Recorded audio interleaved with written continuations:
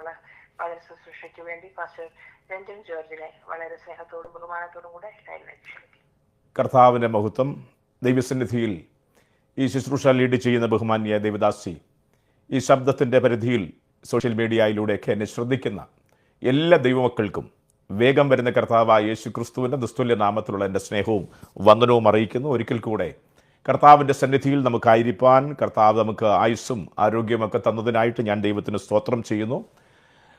വല്ലാത്ത കാലഘട്ടത്തിലൂടെയാണ് നമ്മൾ കടന്നു പോയിക്കൊണ്ടിരിക്കുന്നത്.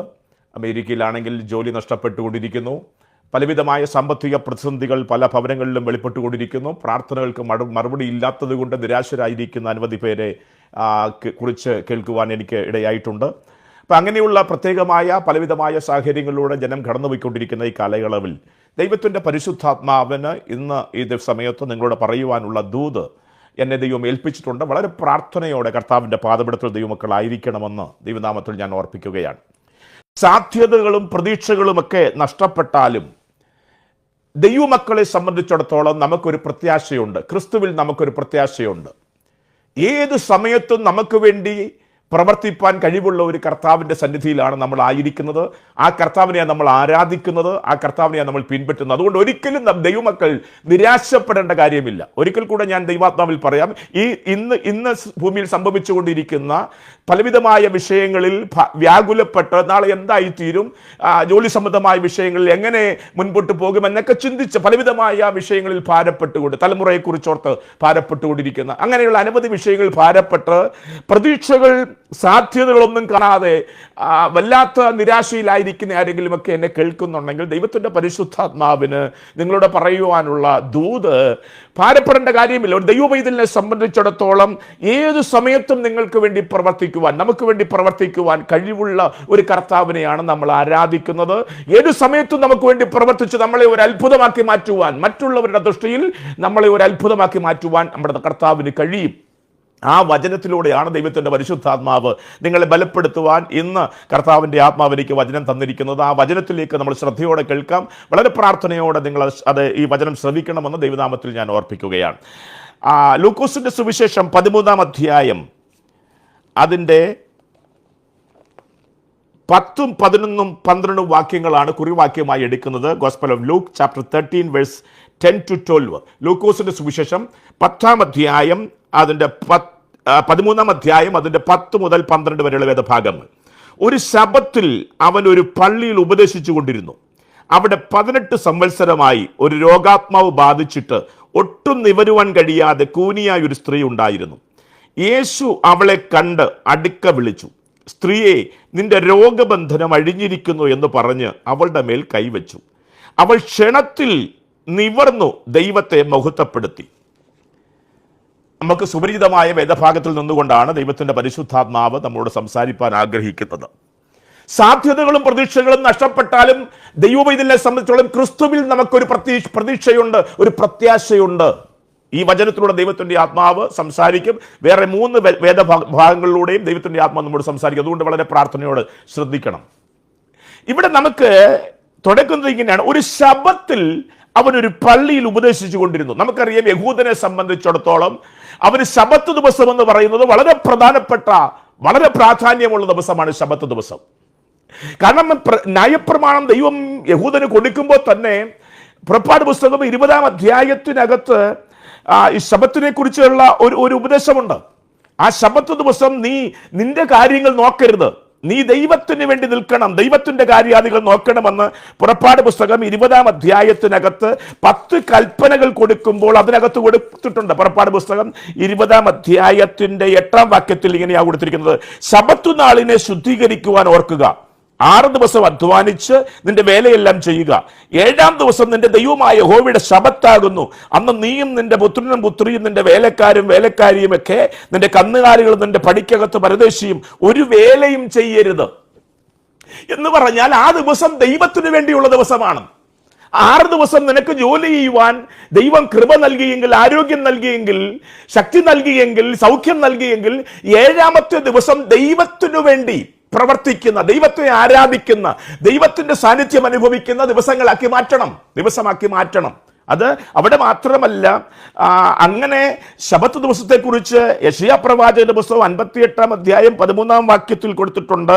യെശയ്യാ പ്രവാചകന്റെ പുസ്തകം 58:13 നീ എൻ്റെ വിശുദ്ധ ദിവസത്തിൽ നിന്റെ കാര്യാദികൾ നോക്കാതെ ശബത്തിൽ നിന്റെ കാൽ അടക്കി വച്ച് ശബത്തിനെ ഒരു സന്തോഷമെന്നും യഹോവയുടെ വിശുദ്ധ ദിവസത്തെ ബഹുമാനയോഗ്യമെന്നും പറയുകയും നിന്റെ വേലയ്ക്ക് പോകുകയോ നിന്റെ കാര്യാദികൾ നോക്കുകയോ വ്യർത്ഥമായ സംസാരത്തിൽ നേരം പോക്കുകയോ ചെയ്യാതെ വണ്ണം അതിനെ ബഹുമാനിക്കുകയും ചെയ്യണം. ശ്രദ്ധിക്കണം ദൈവമക്കൾ, ദൈവത്തെ ആരാധിക്കുന്ന ദിവസം അത് ദൈവത്തിനു വേണ്ടിയുള്ള ദിവസമാണെന്ന്. ആ ദിവസം നിന്റെ കാര്യങ്ങൾക്ക് പോകാതെ നീ ദൈവികമായിരിക്കുന്ന വിഷയത്തിന് വേണ്ടി നിൽക്കണമെന്ന് അന്ന് യഹൂദനോടുള്ള ബന്ധത്തിൽ ദൈവം കൊടുത്ത കൽപ്പനയാണ്. ഈ കൽപ്പന ലംഘിച്ചാൽ, ഇതിനെ ആരെങ്കിലും അലക്ഷ്യമാക്കിയാൽ അവനുള്ള ശിക്ഷ മരണമായിരുന്നു. പുറപ്പാട് പുസ്തകം 31 അധ്യായം അതിന്റെ 14 മുതൽ 17 വരെയുള്ള ഭേദഭാഗങ്ങൾ വായിച്ചാൽ ശബത്തിനെ ലംഘിച്ചാൽ ശിക്ഷ മരണമാണ്. ആരെങ്കിലും അന്ന് വേല ചെയ്താൽ അവനെ ജനത്തിന്റെ ഇടയിൽ നിന്ന് ഛേദിച്ചു കളയണം എന്നൊക്കെയുള്ള കൽപ്പനകൾ നിലനിൽക്കുന്ന ഒരു സമയമാണ്. അങ്ങനെയുള്ള ശബത്തിനെ ബഹുമാനയോഗ്യമായി കാണുന്ന യഹൂദന്റെ പള്ളിയിൽ യേശു ചെല്ലുകയാണ്. യേശു അവിടെ ചെല്ലുന്നു, അവിടെ ഉപദേശിച്ചുകൊണ്ടിരുന്നു. യേശുവിന്റെ സ്വഭാവമാണ്, അവൻ പള്ളിയിൽ ചെന്നാൽ, ഒരു വീട്ടിൽ വന്നാൽ അവൻ ഉപദേശിക്കും, ദൈവവചനം പഠിപ്പിക്കും. ഇവിടെ കൊടുത്തിരിക്കുന്നു, അവൻ ഉപദേശിച്ചു കൊണ്ടിരിക്കുമ്പോ അവൻ കാണുകയാണ് 18 വർഷമായി രോഗാത്മാവ് ബാധിച്ച് ഒട്ടും നിവരുവാൻ കഴിയാത്ത ഒരു സ്ത്രീ ദൂരെ നിൽക്കുന്നത് അവൻ കണ്ടു. പള്ളിക്കകത്ത് അകത്തു കയറാൻ കഴിയാതെ പുറത്തു നിൽക്കുന്ന ഒരു സ്ത്രീ അവൻ കണ്ടു. അതെന്താ പുറത്തു നിൽക്കുന്നെന്ന് പറഞ്ഞത്? കാരണം യഹൂദന്റെ സിസ്റ്റം അനുസരിച്ച് ഇങ്ങനെയുള്ളവർ, കുഷ്ഠരോഗിയാണെങ്കിൽ പാളയത്തിന് പുറത്തായിരിക്കണം, മുടന്തനോ കാഴ്ചയില്ലാത്തവനോ ആണെങ്കിൽ അവന് നിൽക്കാൻ പ്രത്യേക സ്ഥലമുണ്ട്. അവന് പള്ളിക്കകത്ത് പുരുഷാരത്തിന്റെ ഇടയിൽ നിൽക്കാൻ കഴിയില്ല. ഇവിടെ ഈ സ്ത്രീയെ സംബന്ധിച്ചിടത്തോളം അവളുടെ ശാരീരികമായ വൈകല്യം യഹൂദന്റെ നിയമം അനുസരിച്ച് പള്ളിക്കകത്ത് പുരുഷാരത്തിന്റെ ഇടയിൽ നിൽക്കാൻ അവളെ അനുവദിക്കുന്നില്ല. അതുകൊണ്ട് അവൾ ദൂരെ നിൽക്കുകയാണ്. അങ്ങനെ നിൽക്കുന്ന ആ സ്ത്രീയെ യേശു കർത്താവ് കാണുന്നു. യേശു കർത്താവ് അവളെ വിളിച്ചു. അവൾ അടുത്തു ചെന്നപ്പോ യേശു കർത്താവ് അവളുടെ മേൽ കരം വെച്ച് ആ രോഗാത്മാവിനെ ശാസിച്ചപ്പോൾ അവളുടെ ബന്ധനം അഴിഞ്ഞു. അങ്ങനെയാണ് അവിടെ കൊടുത്തിരിക്കുന്നത്. യേശു കർത്താവ് അങ്ങനെ ശാസിച്ചപ്പോൾ അവളുടെ മേൽ കൈവച്ചപ്പോൾ ആ ബന്ധനം അഴിഞ്ഞു. സ്ത്രീയെ, നിന്റെ രോഗബന്ധനം അഴിഞ്ഞിരിക്കുന്നു എന്ന് പറഞ്ഞ് അവളുടെ മേൽ കൈവച്ചു. ആ ക്ഷണത്തിൽ അവൾ നിവർന്നു, ദൈവത്തെ മഹത്വപ്പെടുത്തി. ഇത് കണ്ടുകൊണ്ടിരിക്കുന്ന പുരുഷാരം അത്ഭുതപ്പെടുകയാ, പള്ളിപ്രമാണിക്ക് നീരസമുണ്ടാകുകയാ. കാരണം ഇത് നടക്കാൻ പാടില്ല, ഇങ്ങനെ ആർക്കും ചെയ്യാൻ പറ്റില്ല. ഈ ദിവസം സൗഖ്യം കൊടുക്കാൻ പറ്റില്ല. ഈ ദിവസം വൈദ്യന്മാര് മറ്റുള്ളവരെ ശുശ്രൂഷിക്കത്തില്ല, നോക്കത്തില്ല. അങ്ങനെയുള്ള ഒരു കാര്യാദികളുമില്ല. ഇന്ന് ദൈവത്തിന്റെ ദിവസമാണ്. പക്ഷെ യേശു ചെയ്തത് വേറൊരാൾക്കൊരു ഉപകാരം ചെയ്യുകയാണ്. ഇത് കണ്ടിട്ട് നീരസപ്പെട്ടു, വല്ലാത്ത പ്രയാസം ഉണ്ടായപ്പോ യേശു കർത്താവ് ചോദിക്കുന്ന ഒരു ചോദ്യമുണ്ട്. സാത്താൻ 18 സംവത്സരമായി ബന്ധിച്ചിരുന്ന അബ്രഹാമിന്റെ മകളായ ഇവളെ ശബത്ത് നാളിൽ ബന്ധനം അഴിച്ചു വിടേണ്ടതല്ലയോ എന്ന് യേശു ഉത്തരം പറഞ്ഞു.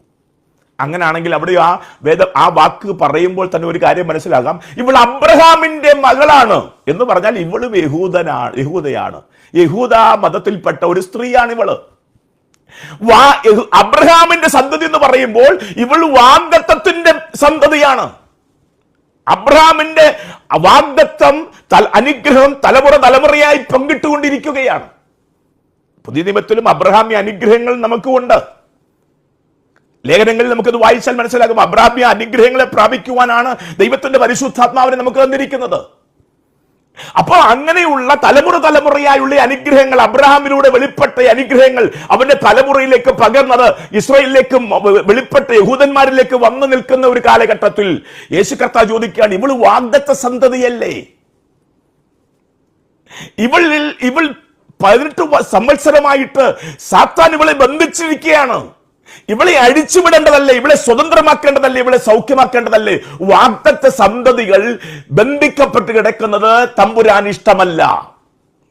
ഇന്ന് പരിശുദ്ധാത്മാവ് എന്നെ കേൾക്കുന്ന ദൈവമക്കളോട് പരിശുദ്ധാത്മാവിൽ ദൂത് വിളിച്ചു പറയുകയാണ്, വാഗ്ദത്ത സന്തതികൾ, ദൈവമക്കൾ ബന്ധിക്കപ്പെട്ട് കിടക്കുന്നത് ദൈവത്തിന് ഇഷ്ടമുള്ള കാര്യമല്ല. ദൈവം പ്രവർത്തിക്കാൻ റെഡിയാണ്. എന്നെ കേൾക്കുന്ന ദൈവമക്കളെ, പ്രതീക്ഷ നഷ്ടപ്പെടരുത്, നിരാശപ്പെടരുത്.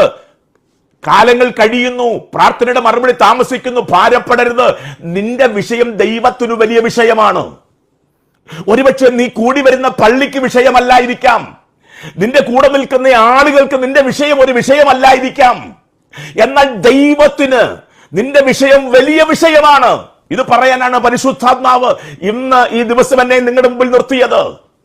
ദൈവമക്കൾ നിരാശപ്പെടരുത്, തലകുനിച്ചിരിക്കരുത്, പിശാചിന്റെ വാക്കുകൾ ആവർത്തിച്ച് ഏറ്റുപറയരുത്, മനുഷ്യൻ പറയുന്ന കള്ളങ്ങൾ വിശ്വസിക്കരുത്.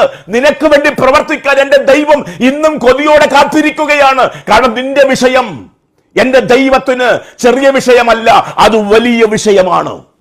എത്ര പേർക്ക് സന്തോഷമുണ്ട്? വാവുകൊണ്ട് പറ, നിങ്ങളായിരിക്കുന്നിടങ്ങളിൽ പറ, എന്റെ വിഷയം, എന്റെ ഭാരം, എന്റെ പ്രയാസം എന്റെ ദൈവത്തിന് ചെറിയ കാര്യമല്ല, അവനത് വലിയ വിഷയമാണ്.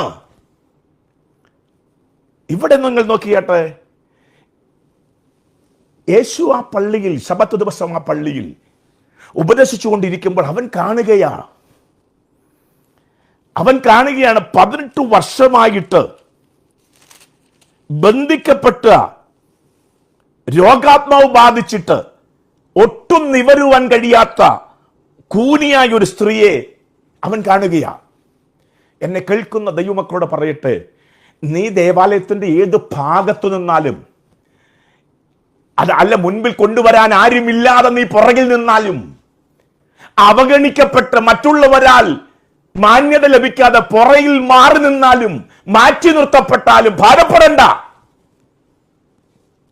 നിന്നെ കുറിച്ച്, നിന്റെ തലമുറയെ കുറിച്ച്, നിന്റെ കുടുംബത്തെ കുറിച്ച് ആ ചിത്രം എല്ലാവർക്കും അറിയാവുന്നത് കൊണ്ട് ഒരുപക്ഷെ നിന്നെ വേണ്ട രീതിയിൽ അംഗീകരിക്കാൻ അവർക്ക് കഴിയത്തില്ലായിരിക്കാം. എന്നാലും ഭാരപ്പെടണ്ട. ഇവിടെ ഈ സ്ത്രീയെ നിങ്ങൾ നോക്കിയാട്ട് അവൾക്ക് മുൻപിൽ വരാൻ കഴിയത്തില്ല. 18 വർഷമായിട്ട് അവൾക്ക് നിവർന്നു നിൽക്കാൻ കഴിഞ്ഞിട്ടില്ല, തല ഉയർത്താൻ കഴിഞ്ഞിട്ടില്ല, മറ്റുള്ളവരെ പോലെ മുൻപിൽ വരാൻ അവൾക്ക് കഴിഞ്ഞിട്ടില്ല. അതിനുള്ളൊരു സാധ്യതയും അവൾക്കില്ല. അംഗീകാരമില്ലാതെ പുറയിൽ മാറി നിൽക്കുന്ന അവളെ എന്റെ യേശു കർത്താവ് കണ്ടെന്ന പുസ്തകം പറയുന്നത്. എന്നെ പലയിടങ്ങളിൽ വിശുദ്ധ വേദപുസ്തകത്തിനകത്ത് യേശുവിന്റെ ശുശ്രൂഷകളിൽ പലയിടങ്ങളിലും ഈ ഒരു വാക്ക് ആവർത്തിച്ചു കാണാം. യേശു കണ്ടു. തീമായിയുടെ മകനായ ബർത്തീമായ യേശു കണ്ടു. അവനെ അരികെ വിളിക്കാൻ കൽപ്പിച്ചു. കാണുന്ന ഒരു ദൈവം. എന്നെ കേൾക്കുന്ന വിധത്തില് ആരെങ്കിലുമൊക്കെ നിന്നെ കാണേണ്ടവർ കാണാതിരിക്കുന്നെങ്കിൽ നീ ഭാരപ്പെടല്ലേ. നിന്നെ കാണുന്ന ഒരു കർത്താവുണ്ട്. എത്ര പേർക്ക് സന്തോഷമുണ്ട്? എന്റെ സന്തോഷം ഇതാണ്. ആരും അംഗീകരിച്ചില്ലെങ്കിലും, അവഗണിക്കപ്പെട്ടാലും, മാറ്റി നിർത്തിയാലും, പുറകിലേക്ക് മാറിപ്പോകാൻ പറഞ്ഞാലും ഭാരപ്പെടേണ്ട കാര്യമില്ല എനിക്ക്. കാര്യം എന്നെ കാണുന്ന ഒരു കർത്താവുണ്ട്. ഇവിടെ ഈ സ്ത്രീയെ യേശു കർത്താവ് കണ്ടു. അടുത്തത് കണ്ടു കഴിഞ്ഞാലുള്ള ഒരു ഗുണം എന്തറിയാമോ? യേശു അവളെ കണ്ട് അടുക്ക വിളിച്ചു. യേശു നിന്നെ കണ്ടാൽ നിന്റെ ഭാരം കാണുകയാ, നിന്റെ വേദന കാണുകയാ. എന്നിട്ട് അവൻ അടുത്തത് ചെയ്യുന്നറിയാമോ? അവൻ അവളെ അടുക്ക വിളിച്ചു. എന്ന് പറഞ്ഞാൽ അവൾ ദൂരെയാ, പുരുഷാരത്തിന്റെ നടുവിലല്ല, അവൾ പുറകിലാണ്. യേശു അവളെ അടുക്കൽ വിളിച്ചു. ഇതെല്ലാവരും കണ്ടുകൊണ്ട് നിൽക്കുകയാ. എല്ലാവരും അത്ഭുതപ്പെടുന്ന കാര്യമായി ഇപ്പോൾ സംഭവിക്കുന്നത് പള്ളിയിൽ. യേശു അവളെ അടുക്കൽ വിളിച്ചു. ശ്രദ്ധിക്കണേ, ഇന്നലെ വരെ അല്ലെങ്കിൽ ഈ നിമിഷം വരെ നിന്നെ ആരും കാണുന്നില്ലെങ്കിലും യേശു നിന്നെ വിളിച്ചാൽ പിന്നെ എല്ലാവരുടെയും കണ്ണ് നിന്റെ മേലാ. എത്ര പേർക്ക് ഞാൻ ഈ പറയുന്നത് മനസ്സിലാകുന്നുണ്ട്? കാരണം എല്ലാവരും തിരിഞ്ഞു നോക്കുകയാ, എല്ലാവരും പുറകോട്ട് നോക്കുകയാ, പുറത്തേക്ക് നോക്കുകയാ.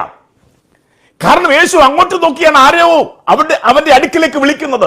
അവരെല്ലാവരും അങ്ങോട്ട് നോക്കുകയാ. ഇന്ന് ഈ സമയത്ത് പരിശുദ്ധാത്മാവ് ദൂത് പറയാ, യേശു നിന്നെ കണ്ടാൽ, യേശു നിന്നെ അടുക്കിലേക്ക് വിളിച്ചാൽ, നിന്നെ അവഗണിച്ചവരുടെ ദൃഷ്ടി മുഴുവൻ നിന്റെ മേലാകും. നിന്നെ ഉപേക്ഷിച്ചവരുടെ ദൃഷ്ടി മുഴുവൻ നിന്റെ മേലാകും. നിന്നെ മാറ്റി നിർത്തിയവരുടെ ദൃഷ്ടി മുഴുവൻ നിന്റെ മേലാകും. ഇന്ന് പകൽക്കാലം പരിശുദ്ധാത്മാവ് ചിലരെ നോക്കിക്കൊണ്ട് പ്രവചനാത്മാവിൽ ദൂത് പറയുക, കഴിഞ്ഞ നാളുകൾ നിന്റെ കണ്ണുനീര്, നിന്നെ മാറ്റി നിർത്തിയതിന്റെ ദുഃഖം, നിന്നെ ഉപേക്ഷിച്ചതിന്റെ ദുഃഖം, നിന്റെ പ്രാർത്ഥനയ്ക്ക് മറുപടിയില്ല എന്ന് പറഞ്ഞ് നിന്നെ അവഗണിച്ചതിന്റെ ദുഃഖം നിന്റെ ഹൃദയത്തിനകത്ത് വെളിപ്പെട്ട് നിൽക്കുന്നുണ്ടെങ്കിൽ ഇന്ന് ഈ രാത്രിയിൽ ദൈവത്തിന്റെ പരിശുദ്ധാത്മാവ് ദൂത് പറയുക, എന്റെ കർത്താവ് നിന്നെ കാണുന്നുണ്ട് കുഞ്ഞേ, ഭാരപ്പെടേണ്ട കാര്യമില്ല. അവൻ നിന്നെ വിളിക്കുകയാണ് ഈ വചനത്തിലൂടെ. അവൻ വിളിച്ചാൽ എല്ലാവരുടെയും ദൃഷ്ടി നിന്റെ മേലാകും, എല്ലാവരും നിന്നെ നോക്കും.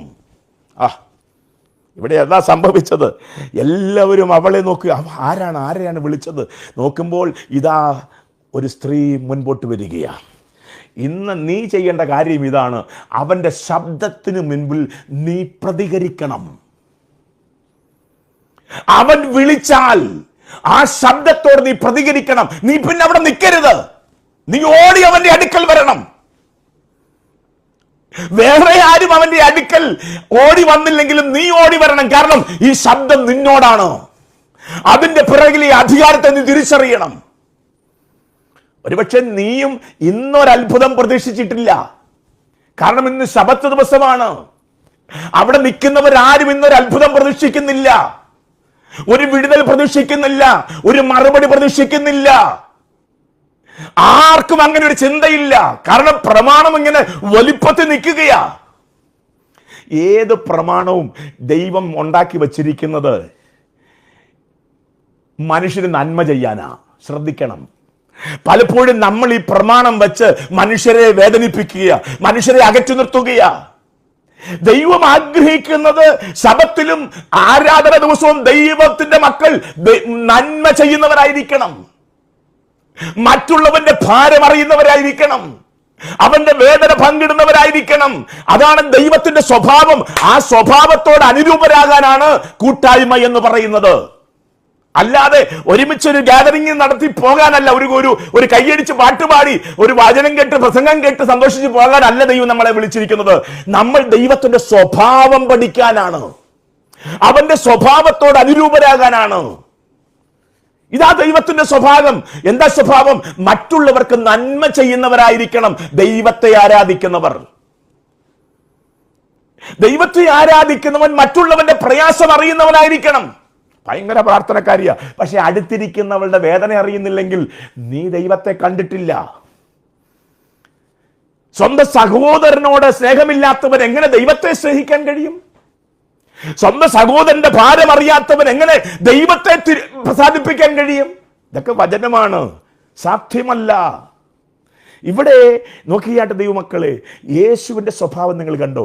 യേശു ആ പുറകിൽ നിവർന്നു നിൽക്കാൻ കഴിയാത്ത, അത് 18 വർഷമായി കേട്ടോ, 1-2 വർഷമല്ല, ദിവസമല്ല, വർഷങ്ങളല്ല, 18 വർഷമായിട്ട് അയ്യോ അവൾക്ക് നിവരാൻ കഴിയത്തില്ല. കാര്യം എന്താണെന്നറിയാമോ? ഇതൊരു രോഗബന്ധനമാണ്.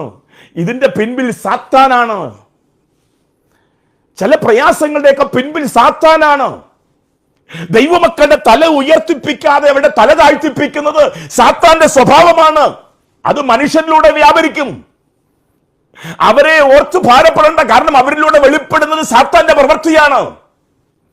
അങ്ങനെയാ നമ്മളെക്കുറിച്ച് അപവാദം പറയുക, നമ്മുടെ തല ഉന്നയിപ്പിക്കുവാൻ അപവാദം പറയുന്നവരുണ്ട്. പ്രാർത്ഥിക്കുന്നവർ പോലും അപവാദികളുടെ നാവായിട്ട് മാറാറുണ്ട്. അറിയാത്ത കാര്യങ്ങൾ ആവർത്തിച്ച് ഏറ്റെടുത്ത് പറയുന്നവരുണ്ട്. എന്താ? തല ഉന്നയിപ്പിക്കണം. അതിന്റെയൊക്കെ പിൻപിൽ സാത്താന്റെ സ്വഭാവമാണ്. ദൈവമക്കൾ അങ്ങനെ ആകരുത്. ഇവിടെ സാത്താന്റെ സ്വഭാവ പ്രവൃത്തിയായിരുന്നു ഈ സഹോദരിയെ 18 വർഷമായിട്ട് നിവർത്തി നിർത്തുവാൻ കഴിയാതെ കൂനിയാക്കി മാറ്റി. ഒരു ബന്ധനം അവളുടെ മേലിട്ടു. അവളുടെ സന്തോഷത്തെ കെടുത്തി, അവളുടെ സമാധാനത്തെ കെടുത്തി, അവളുടെ സ്വസ്ഥതയെ കെടുത്തി. ആകുലതയോടുകൂടി അവൾ വരികയാ.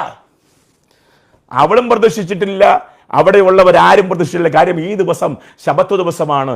ഈ ദിവസം ആർക്കും ഒരു ഉപകാരവും ചെയ്യരുതെന്നാണ് നമ്മൾ ഇങ്ങനെ പഠിച്ചു വച്ചിരിക്കുന്നത്.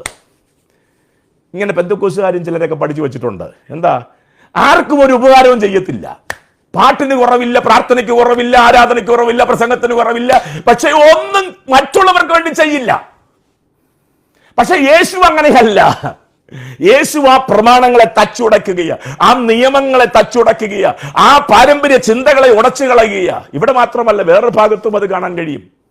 മർക്കോസ് സുവിശേഷത്തിനകത്തുകൊണ്ട് യേശു ശബത്ത് ദിവസത്തിൽ വരണ്ട കൈയുള്ള ഒരു മനുഷ്യനെ സൗഖ്യമാക്കുന്ന കാര്യം, അവിടെയും പ്രശ്നമുണ്ടായി. ഇവിടെ പെട്ടെന്ന് ഞാൻ പറയാം, ഇവിടെ നിങ്ങൾ ശ്രദ്ധിച്ചാട്ട്, യേശു അവളെ വിളിച്ചു. എന്നെ കേൾക്കും ദൈവത്തിൻ്റെ പൈതലേ, ഇത് നീ ശ്രദ്ധിക്കണം. ആര് പ്രതീക്ഷിച്ചില്ലെങ്കിലും ഈ ശബ്ദത്തിന് നീ കാതോർത്തിരിക്കണം. ദൈവശബ്ദം ഏതു സമയത്തും നിന്നെ ഒരത്ഭുതമാക്കി മാറ്റും. ദൈവശബ്ദം ഏതു സമയത്തും നിന്നെ പുറകിൽ നിന്ന് മുൻപിൽ കൊണ്ടുവരും. അതിനോട് പ്രതികരിക്കാൻ, ദൈവശബ്ദത്തോട് പ്രതികരിക്കാൻ ഈ ദിവസങ്ങളിൽ എന്നെ കേൾക്കുന്ന സഹോദരിയെ നീ പഠിക്കണം. കാരണം ഈ ശബ്ദത്തിന് പിൻപിൽ ഒരു അധികാരമുണ്ട്. ദൈവവചനത്തിന് പിൻപിൽ ഒരു അധികാരമുണ്ട്. ദൈവവചനം നിനക്ക് വേണ്ടി വെളിപ്പെട്ടെങ്കിൽ അതിന്റെ പിൻപിൽ ഒരു പ്രവൃത്തിയുണ്ട്. പ്രവർത്തിക്കാൻ പരിശുദ്ധാത്മാവുണ്ട്. അതുകൊണ്ടാണ് പൗലോസ് തെസ്സലോനിക്ക ലേഖനത്തിൽ പറയുന്നത്, അവരോട് പറയുന്ന ഒരു വാക്കുണ്ട്, ഞങ്ങൾ നിങ്ങളോട് സംസാരിച്ച ദൈവവചനം നിങ്ങൾ മനുഷ്യരുടെ വചനമായിട്ടല്ല, സാക്ഷാൽ ദൈവത്തിൻ്റെ വചനമായിട്ട് തന്നെ നിങ്ങളത് കേട്ട് കൈക്കൊണ്ടതിനാൽ വിശ്വസിക്കുന്ന നിങ്ങൾക്ക് വേണ്ടി അത് വ്യാപരിക്കും. ഇതിൻ്റെ പിറകിൽ നിങ്ങൾക്ക് വേണ്ടിയാണ് ആ വചനം പരിശുദ്ധാത്മാവ് തന്നതെങ്കിൽ ആ വചനം നിങ്ങൾ കൈക്കൊണ്ടാൽ, അത് ഏറ്റെടുത്താൽ, അത് വിശ്വസിച്ചാൽ നിങ്ങൾക്ക് വേണ്ടി ആ വചനത്തിന്റെ ശക്തി വ്യാപരിക്കും. ഏത് കാര്യത്തിനാണോ ആ വചനം നിങ്ങളുടെ അടുക്കലേക്ക് ദൈവം അയച്ചത്, അതിന്റെ പ്രവൃത്തി ചെയ്യിപ്പിക്കുവാൻ പരിശുദ്ധാത്മാവിന്റെ പിറകിൽ ചലിക്കും. അതുകൊണ്ട് വചനത്തോട് പ്രതികരിക്കണം. പ്രതീക്ഷ ഏത് സമയത്തും ഉണ്ടാകണം. സാധ്യതകളില്ലാത്ത കാലഘട്ടമാണെങ്കിലും, പ്രതീക്ഷകൾ നഷ്ടപ്പെട്ട കാലഘട്ടമാണെങ്കിലും, സാധ്യതകളൊന്നുമില്ലാത്ത ഒരു അന്തരീക്ഷവും ഇല്ലാത്ത കാലഘട്ടമാണെങ്കിലും ദൈവശബ്ദത്തോടെ ദൈവമക്കൾ പ്രതികരിക്കണം. കാര്യം ഏത് സമയത്തും സാധ്യതമാക്കി മാറ്റുവാൻ, നിനക്ക് വേണ്ടി ഒരു അത്ഭുതം ചെയ്യുവാൻ, നിന്നെ ഒരു അത്ഭുതമാക്കി മാറ്റാൻ ദൈവത്തിന് കഴിയും. ഇവിടെ അതാണ് ഈ സഹോദരി അവന്റെ ശബ്ദം കേട്ടപ്പോൾ ചാടി അടുക്കൽ വരികയാണ്. ദൂരെ നിന്നായിരുന്നെങ്കിൽ ഇന്നൊന്നും ചെയ്യാൻ പറ്റത്തില്ലല്ലോ, ഇന്ന് ഒന്നും നടക്കത്തില്ലല്ലോ, ഇന്ന് കാര്യങ്ങൾ അന്ന് അത്ഭുതം നടക്കത്തില്ല, കാരണം ഇന്ന് ഒന്നും മറ്റുള്ളവർക്കൊന്നും ചെയ്യാൻ കഴിയാത്ത ദിവസമാണല്ലോ എന്നൊക്കെ പറഞ്ഞുകൊണ്ട് നിന്നാൽ അവിടെ തന്നെ അവൾ നിന്നനെ. പക്ഷെ അതൊന്നും നോക്കാതെ വിളിച്ച യേശുവിന്റെ ആ ശബ്ദത്തിന് പിൻപിലുള്ള അധികാരത്തെ അവൾ തിരിച്ചറിഞ്ഞു. സഹോദരി, അവൾ ആ ശബ്ദത്തോടെ പ്രതികരിക്കുകയാണ്. ആളുകൾ എന്ത് പറയും? വിഷയമല്ല. പള്ളിപ്രമാണം നീരസപ്പെടുമോ? വിഷയമല്ല. ഇന്നൊരു അത്ഭുതം നടക്കുമോ? വിഷയമല്ല. വിളിച്ചതിന്റെ പിറകിലുള്ള ശക്തിയെ തിരിച്ചറിഞ്ഞു. ആ അധികാരത്തെ, ആ ശബ്ദത്തിന്റെ പിൻപിലുള്ള അധികാരത്തെ അവൾ തിരിച്ചറിഞ്ഞു. അവൾ ഓടി യേശുവിന്റെ അടുക്കൽ വരികയാണ്. എന്നെ സന്തോഷിപ്പിച്ച സഹോദരി. ഇങ്ങനെയുള്ള സഹോദരിമാർ നമ്മുടെ കൂടെ വേണം. പ്രതികരിക്കുന്ന സഹോദരിമാർ, ഏറ്റെടുക്കുന്ന സഹോദരിമാർ, ദൈവവചനത്തിന്റെ ശക്തിയെ തിരിച്ചറിയുന്ന സഹോദരിമാർ, വിശ്വാസം വെളിപ്പെടുത്തുന്ന സഹോദരിമാർ. എന്നും ദൈവസഭയുടെ അനുഗ്രഹം ഈ സഹോദരിമാരാണ്. അവിശ്വസിക്കുന്ന തോമസുമാരുള്ള കാലഘട്ടത്തിൽ വിശ്വാസത്തോടുകൂടി ആ ഞായറാഴ്ച അധികാലത്ത് എഴുന്നേറ്റ് ഒരുക്കിയ സുഗന്ധവർഗം എടുത്തുകൊണ്ട് ഓടുന്ന സഹോദരിമാരെയാണ് സഭയുടെ നട്ടല്. അവരെയാണ് സഭയ്ക്ക് ആവശ്യം. ശ്രദ്ധിച്ച് നിങ്ങൾ കേൾക്കണമേ. ഓടി യേശുവിന്റെ അടുക്കലേക്ക് വരികയാ. 13-ാം അധ്യായത്തിൽ നമുക്കത് കാണാൻ കഴിയും. യേശുവിന്റെ അടുക്കലേക്ക് അവൾ ഓടി വരുന്നു. യേശുവിന്റെ അടുക്കൽ വരുമ്പോൾ യേശു എന്താ ചെയ്തെന്നറിയാമോ? യേശു 13-ാം അധ്യായത്തിൽ യേശു ആ സ്ത്രീയെ അവളുടെ സംസാരിക്കുക അടുക്കൽ വിളിച്ചു. സ്ത്രീയെ, നിന്റെ രോഗബന്ധനം അഴിഞ്ഞിരിക്കുന്നു എന്ന് പറഞ്ഞ് അവളുടെ മേൽ കൈവച്ചു. നിന്റെ വിഷയത്തിൻ്റെ മേൽ എൻ്റെ തമ്പുരാൻ്റെ കരം ചലിക്കുകയാണ്. നീ പ്രതികരിച്ചാൽ ഇന്ന് ഈ സമയത്ത് ദൈവത്തിൻ്റെ പരിശുദ്ധാത്മാവ് പ്രവചനാത്മാവിൽ ഒരു ദൂത് പറയാം. നാളുകളായി നീ ആഗ്രഹിച്ച് കാത്തിരിക്കുന്ന പ്രാർത്ഥനയുടെ മറുപടിയുടെ മേൽ ഇന്ന് ഈ വചനത്തോടെ നീ പ്രതികരിക്കുമ്പോൾ തന്നെ എൻ്റെ ദൈവം എനിക്ക് വേണ്ടി പ്രവർത്തിക്കാൻ പോവുകയാണ്. അവൻ എല്ലാ അസാധ്യതകളെയും മാറ്റി ഇന്ന് അസാധ്യമാക്കി മാറ്റാൻ പോവുകയാണ്. അവന്റെ ശബ്ദം എൻ്റെ അടുക്കലേക്ക് വെളിപ്പെടുകയാണ്. ഞാൻ അതിനോട് പ്രതികരിക്കുകയാണ്. കർത്താവേ എന്ന് വിളിച്ചുകൊണ്ട് ഞാൻ ഓടി വരികയാണെന്ന് നീ പറഞ്ഞ് വിശ്വസിച്ച് ഏറ്റെടുത്താൽ ഇന്ന് നാളുകളായുള്ള ചില പ്രാർത്ഥന ദൈവത്തിന്റെ മറുപടി ഇന്ന് രാത്രി, ഇന്ന് പകൽ വെളിപ്പെടുമെന്ന് പരിശുദ്ധാത്മാവ് ദൂത് കൈമാറുകയാ. ഏറ്റെടുത്തോ. ഞാൻ ഇവിടെ കൊടുത്തിരിക്കുന്നത് ആ ക്ഷണത്തിൽ, ആ 13-ാം അധ്യായത്തിൽ അവിടെ കൊടുത്തിരിക്കുന്നത് ഇങ്ങനെയാണ്: ക്ഷണത്തിൽ അവൾ നിവർന്നു. 18 വർഷമായിട്ട് ഒട്ടും നിവരുവാൻ കഴിയാത്ത സഹോദരി ക്ഷണത്തിൽ നിവർന്നു. എന്താ കർത്താവ് പറഞ്ഞത്? സ്ത്രീയെ, നിന്റെ രോഗബന്ധനം അഴിഞ്ഞിരിക്കുന്നു. എൻ്റെ കർത്താവ് ബന്ധനം അഴിക്കുന്ന ദൈവമാണ്. എൻ്റെ കർത്താവ് കെട്ടുകളെ പൊട്ടിക്കുന്ന ദൈവമാണ്. മനുഷ്യപുത്രൻ വെളിപ്പെട്ടത് സാത്താൻ കെട്ടിയ കെട്ടുകളെ അഴിപ്പാനല്ലോ. മനുഷ്യപുത്രൻ വരുന്നത്, അവൻ വന്നത്, യേശു വന്നത്, ഇന്ന് രാത്രി യേശു നിന്റെ വീട്ടിൽ വരുന്നത്, ഇന്ന് പകൽ യേശു നിന്റെ അടുക്കലേക്ക് ഈ വചനപ്രകാരം വരുന്നത് നിന്നെ ബന്ധിച്ചിരിക്കുന്ന ബന്ധനങ്ങളെ അഴിക്കാനാണ്. സാത്താന്റെ പ്രവൃത്തികളെ അഴിപ്പാനല്ലോ മനുഷ്യപുത്രൻ വെളിപ്പെട്ടിരിക്കുന്നത്. അത് ഇന്ന് രാത്രിയിലും ഇന്ന് പകലും വെളിപ്പെടും.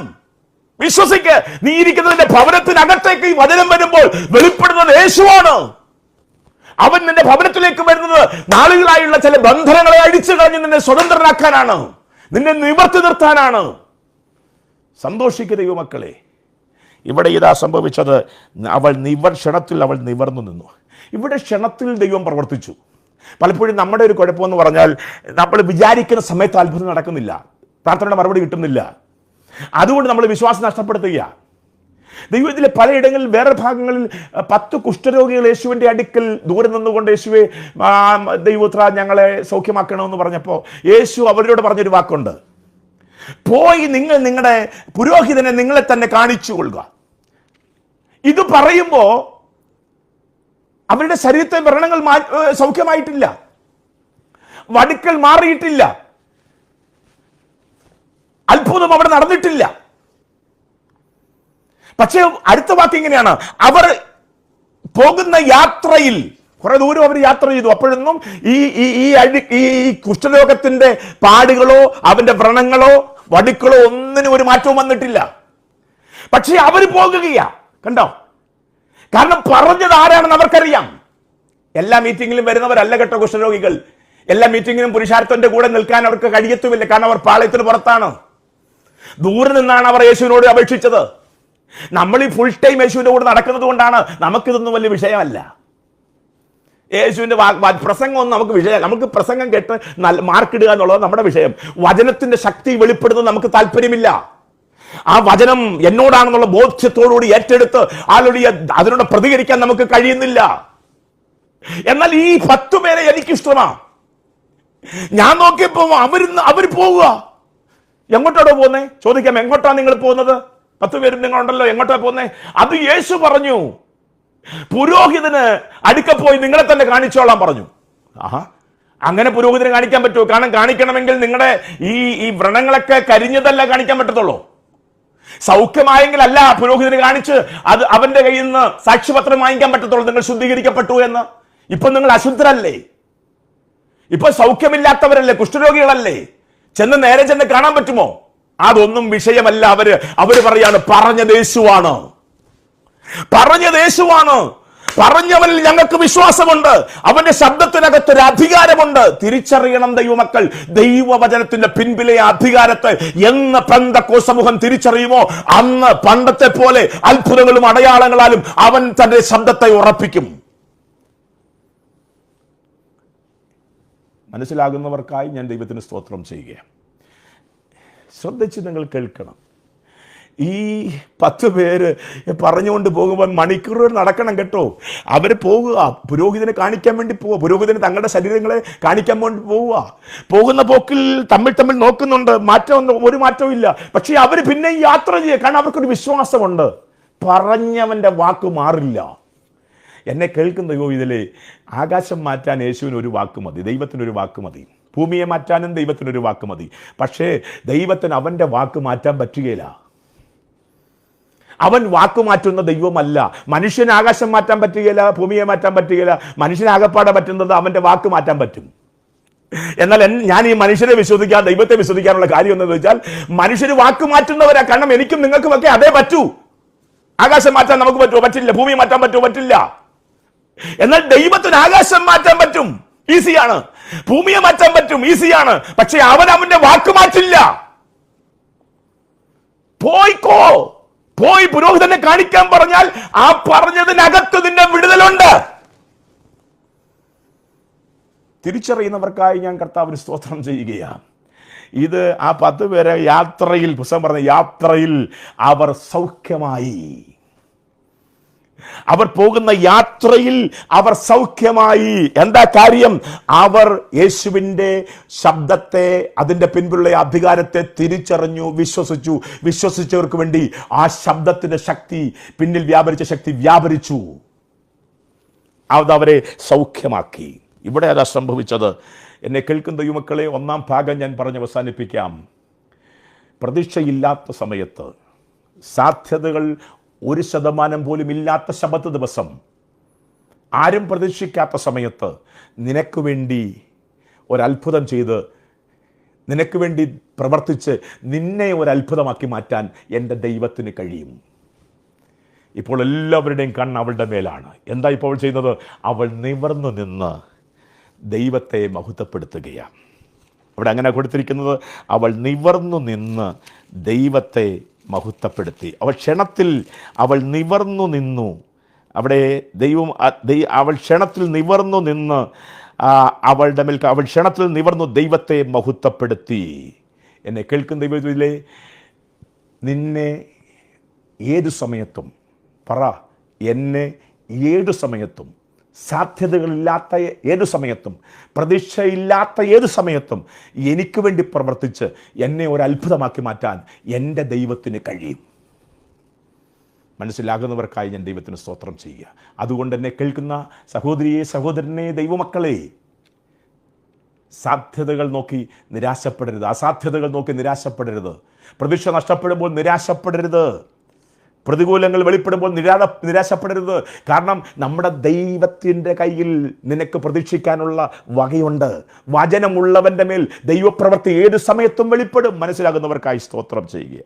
വേറൊരു ഭാഗം, പല ഭാഗങ്ങൾ ദൈവാത്മാവ് നിങ്ങളെ പറയുവാൻ എന്നെ ഏൽപ്പിച്ചിട്ടുണ്ട്. അതെല്ലാം പറയാൻ സമയമില്ല. അപ്പോസ്തല പ്രവൃത്തികളുടെ പുസ്തകം 3-ാം അധ്യായം അതിൻ്റെ 9-10 വാക്യങ്ങൾ, acts of apostles chapter 3 verse 9 and 10. അവിടെ കൊടുത്തിരിക്കുന്ന, അവൻ നടക്കുന്നതും ദൈവത്തെ പുകഴ്ത്തുന്നതും ജനം കണ്ടു. ഇവൻ സുന്ദരമെന്ന ദേവാലയ ഗോപുരത്തിൽ ഭിക്ഷയാചിച്ചുകൊണ്ടിരുന്നവൻ എന്നറിഞ്ഞ് അവന് സംഭവിച്ചതിനെ കുറിച്ച് വിസ്മയവും പരിഭ്രമവും നിറഞ്ഞവരായി തീർന്നു. നമുക്കറിയാവുന്ന കാര്യമാണ്.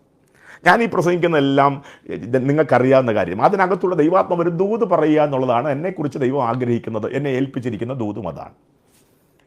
വലിയ വലിയ കാര്യങ്ങൾ പറയാൻ വലിയ ആൾക്കാരുണ്ട്. ഞാൻ അത്ര വലിയ ആളല്ല. എൻ്റെ മുമ്പിലുള്ള ആളുകളുടെ മനസ്സറിഞ്ഞുകൊണ്ട് ദൈവാത്മാവ് സംസാരിക്കുകയാണ്. അതിനുവേണ്ടി ഞാൻ എൻ്റെ പ്രാർത്ഥനാ മുറിയിൽ ഇരിക്കുമ്പോൾ ദൈവം എനിക്കത് തരുന്നു, ഞാൻ നിങ്ങൾക്കത് വിളമ്പിത്തരുന്നു. അത്രയേ ഉള്ളൂ. ശ്രദ്ധിച്ച് നിങ്ങൾ കേൾക്കണമേ. ഇവിടെ സുന്ദരമെന്ന ദേവാലയ ഗോപുരത്തിന് മുൻപിൽ അമ്മയുടെ ഗർഭം മുതൽ മുടന്തനായ ഒരു മനുഷ്യനെ ചിലർ അവന്റെ ബന്ധുക്കൾ കൊണ്ടുവന്ന് ഇരുത്തിയിരിക്കുക. ഇരുത്തുന്നത് സന്തോഷിക്കാനല്ല, ഇരിക്കുന്നത് പള്ളിയുടെ മുൻപിലാണെങ്കിലും ഇരുത്തിയിരിക്കുന്നവരുടെ ലക്ഷ്യം എന്താണെന്ന് ചോദിച്ചാൽ, ഇവൻ ഭിക്ഷയായിരിക്കും. അവന് കിട്ടുന്ന പൈസ, അവന് കിട്ടുന്ന നാണയങ്ങൾ ഇവരെ ഒരുമിച്ച് പങ്കിടും. ഇങ്ങനെ നാളുകളായിട്ട് അമ്മയുടെ ഗർഭം മുതൽ മുടന്തനായ ഒരു മനുഷ്യൻ, ജീവിതത്തിൽ ഇനി രക്ഷയില്ല.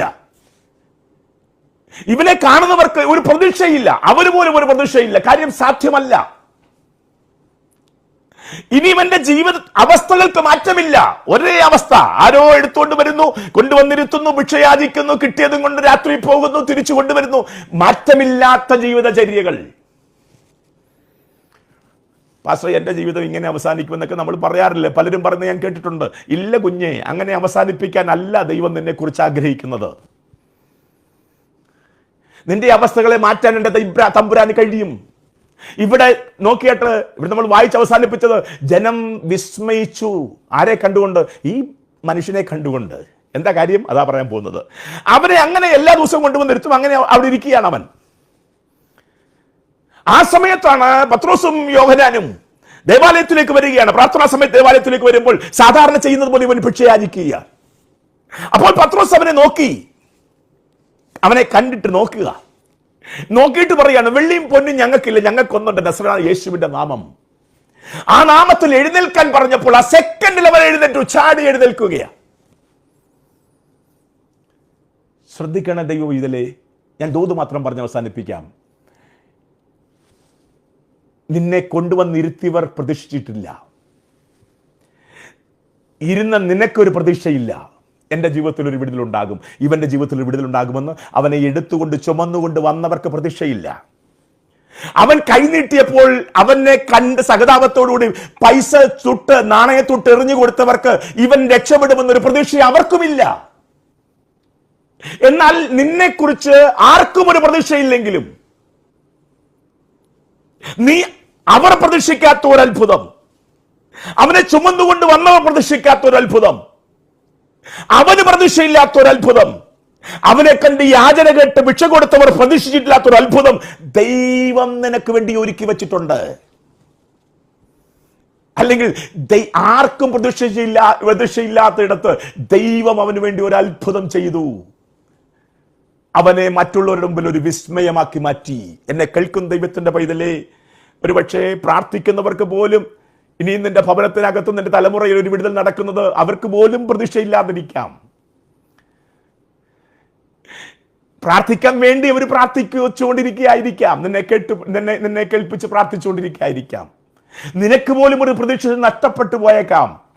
എന്നാലും സാധ്യതയുണ്ടെന്നാണ് പരിശുദ്ധാത്മാവ് ഇന്ന് പകൽ ദൂത് പറയുന്നത്. ഇവനെ ചുമന്നുകൊണ്ട് വന്നവർക്ക് പ്രതീക്ഷയില്ല, ഇവന് പ്രതീക്ഷയില്ല. ഇവനെ കണ്ട് സഹതപിച്ച് നാണയത്തൂട്ടുകൾ ഇട്ടുകൊടുത്തവർക്ക് ഇവൻ രക്ഷപ്പെടുമെന്നൊരു പ്രതീക്ഷയില്ല. എന്നാൽ അവനെ ഒരു അത്ഭുതമാക്കി മാറ്റാൻ എന്റെ തമ്പുരാന്റെ കയ്യിൽ ആയുധമുണ്ട്.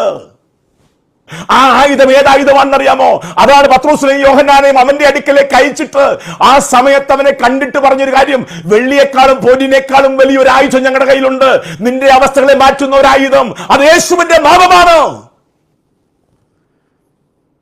എന്നെ കേൾക്കുന്ന ദൈവത്തിലെ, ഒന്ന് ദൈവവചനത്തോട് പ്രതികരിക്കുക, രണ്ട് യേശു എന്ന നാമത്തോടെ പ്രതികരിക്കുക.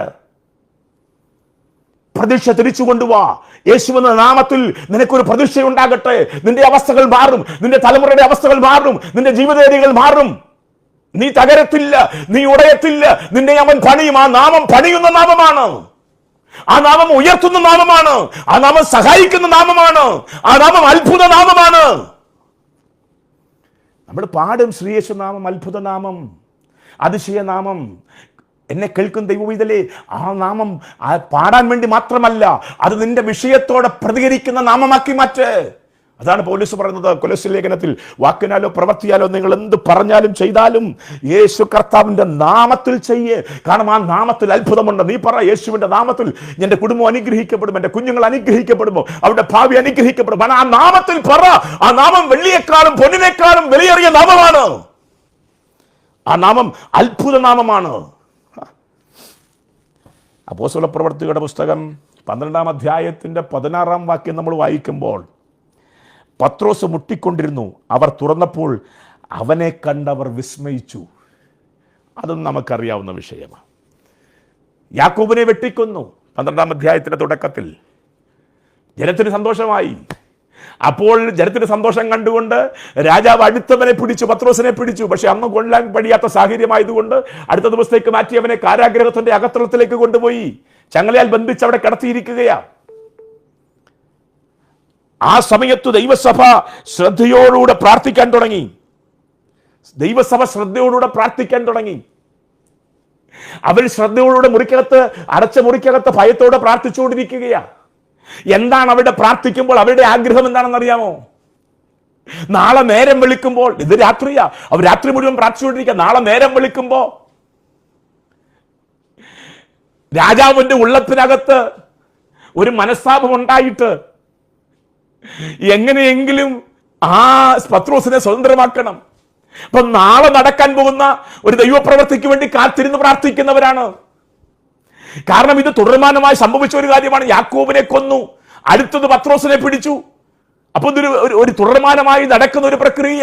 അപ്പോൾ ചിലരൊക്കെ ചിന്തിക്കുന്നുണ്ട്, ജനക്കൂട്ടത്തിന്റെ ചിന്ത ഇതാണ്, യാക്കോബിനെ കൊന്നതുപോലെ നാളെ പത്രോസിനെയും കൊല്ലും.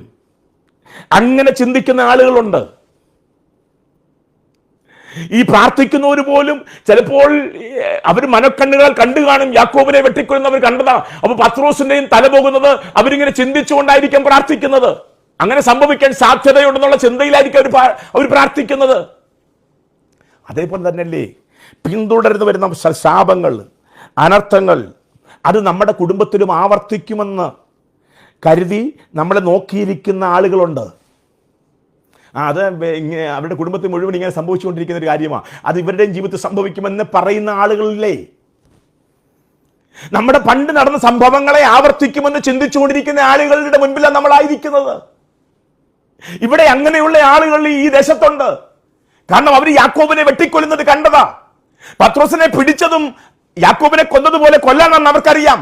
അതുകൊണ്ട് അത് ആവർത്തിക്കുമെന്ന് ചിന്തിച്ച് കാത്തിരിക്കുന്നവരുടെ മുൻപിൽ ഇനി പ്രാർത്ഥിക്കുന്നവരോ നാളെ നേരം വെളുക്കുമ്പോൾ ദൈവത്തിന് എന്തെങ്കിലും ചെയ്യാൻ കഴിയുമായിരിക്കും, ആ രാജാവിന്റെ മനസ്സിനെ മാറ്റാൻ കഴിയുമായിരിക്കും, അല്ലെങ്കിൽ എന്തെങ്കിലും സംഭവിക്കും എന്ന ചിന്തയിൽ നാളത്തേക്ക് മാറ്റിവെച്ചിരിക്കുന്ന, വിടുതൽ നാളത്തേക്ക് മാറ്റിവെച്ചിരിക്കുന്ന പ്രാർത്ഥനക്കാരുടെ മുൻപിൽ അതേ രാത്രിയിൽ, ശ്രദ്ധിക്കണം ഇതില്, രാത്രിയിൽ നീ പ്രതീക്ഷിക്കാത്ത പ്രാർത്ഥനക്കാരെ, നിങ്ങൾ പ്രതീക്ഷിക്കാത്ത ഈ സമയത്തും നിങ്ങൾക്ക് വേണ്ടി ഒരു അത്ഭുതം ചെയ്ത് പത്രോസിനെ പുറത്തു കൊണ്ടുവന്നോ നിങ്ങളുടെ മുൻപിൽ നിർത്തിയ ഒരു അത്ഭുതമാക്കി മാറ്റാൻ ദൈവത്തിന് കഴിയും. വിശ്വസിക്ക. ഇന്ന് പരിശുദ്ധാത്മാവ് ദൂത് പറയുക, നീ പ്രതീക്ഷിക്കുന്നതിന് മുൻപേ, നീ പ്രതീക്ഷിക്കുന്നതിന് മുൻപേ,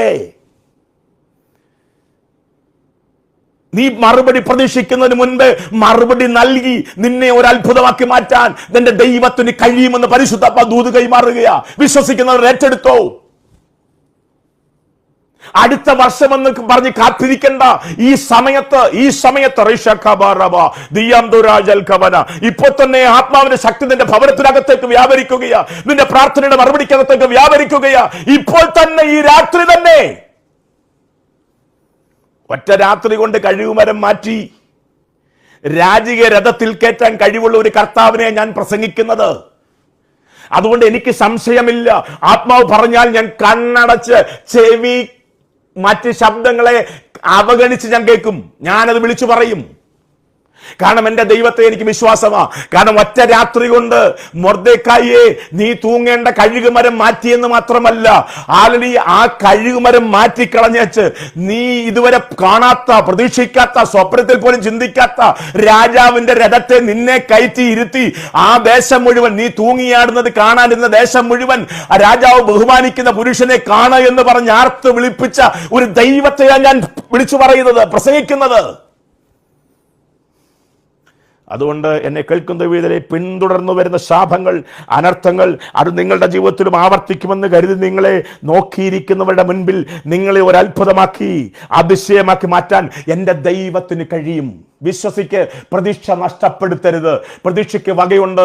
യേശു ഉള്ളവന്, യേശുവിനെ ആരാധിക്കുന്നവന്, യേശുവിന്റെ കൂടെ നടക്കുന്നവന് പ്രതീക്ഷിക്കാൻ വകയുണ്ട്. ഒരു ഭാഗം കൂടെ പറഞ്ഞ് ഞാൻ എൻ്റെ ശുശ്രൂഷ അവസാനിപ്പിക്കാം. അപ്പോസ്തല പ്രവർത്തികളുടെ പുസ്തകം 4-ാം അധ്യായം അതിൻ്റെ 13-ാം വാക്യം. അതിങ്ങനെയാണ് കൊടുത്തിരിക്കുന്നത്. Acts of apostles chapter 4:13. അതിങ്ങനെയാണ് കൊടുത്തിരിക്കുന്നത്. അവർ പത്രോസിൻ്റെയും യോഹന്നാൻ്റെയും ധൈര്യം കാണുകയാലും ഇവർ പഠിപ്പില്ലാത്തവരും സാമാന്യ മനുഷ്യരെന്ന് ഗ്രഹിക്കാലും ആശ്ചര്യപ്പെട്ടു. ഒരിക്കൽ കൂടെ വായിക്കാം. ആക്ട്സ് ഓഫ് അപ്പോസ്റ്റൽസ്, അപ്പോസ്തല പ്രവർത്തന പുസ്തകം 4-ാം അധ്യായം 13-ാം വാക്യം. അവർ പത്രോസിൻ്റെയും യോഹന്നാന്റെയും ധൈര്യം കാണുകയാലും ഇവർ പഠിപ്പില്ലാത്തവരും സാമാന്യ മനുഷ്യരെന്ന് ഗ്രഹിക്കാലും ആശ്ചര്യപ്പെട്ടു. ഈ 3-ാം അധ്യായത്തിലെ ഈ മനുഷ്യനെ, അമ്മയുടെ ഗർഭപാത്രം മുതൽ മുടന്തനായ മനുഷ്യനെ സൗഖ്യമാക്കിയ ചരിത്രം ആ ദേശം മുഴുവൻ അറിഞ്ഞു.